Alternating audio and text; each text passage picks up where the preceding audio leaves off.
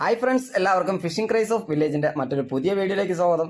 നമ്മൾ സ്റ്റിക്കും കൊണ്ട് കരയിൽ നിന്ന് എറിഞ്ഞു തളർന്ന് അവസാനം അങ്കത്തട്ടിലോട്ട് ഇറങ്ങിയാണ്. അവിടെ കിടന്ന ഒരു ചങ്ങാട എടുത്തും കൊണ്ട് നേരെ അവിടെ ഒരു ചോലയുണ്ട്.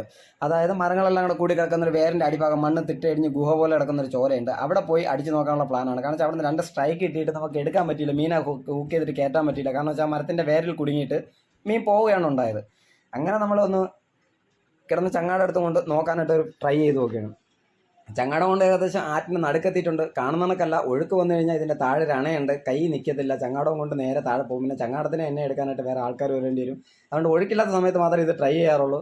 ഇത് സംഭവം ഫസ്റ്റ് ടൈം ട്രൈ ആണെങ്കിലും വൈബാണ്, ഫുൾ വൈബാണ്. കറക്റ്റ് ആറ്റിൻ്റെ നടുക്കിറങ്ങിയെന്ന് ഒരു മീൻ പിടുത്തം, അതായത് മീനിൻ്റെ വായിക്കകത്ത് ചൂണ്ട വെച്ച് എടുത്തുകൊണ്ട് പറഞ്ഞ രീതി.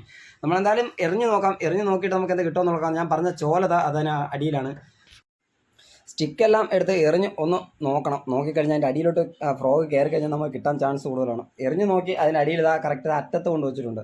അറ്റത്ത് കൊണ്ട് വെച്ചിട്ട് ഇതാ ഒന്ന് ജസ്റ്റ് ഇങ്ങനെ കളിപ്പിച്ചെടുത്ത് ഇവിടെ നിന്നാണ് നമുക്കൊരു 2 പ്രാവശ്യം ബ്രാൻഡ് സ്ട്രൈക്ക് ചെയ്തിട്ട് വിട്ടുപോയത്. ആ മരത്തിൻ്റെ വേരിലാണ് ഉടക്കിയിരിക്കുന്നത്. നമ്മൾ എന്തായാലും ഒന്ന് എറിഞ്ഞ് കയറ്റിയിട്ട് നോക്കാം, എന്തായാലും നമുക്ക് കിട്ടുമല്ലോ എന്ന് നോക്കാം.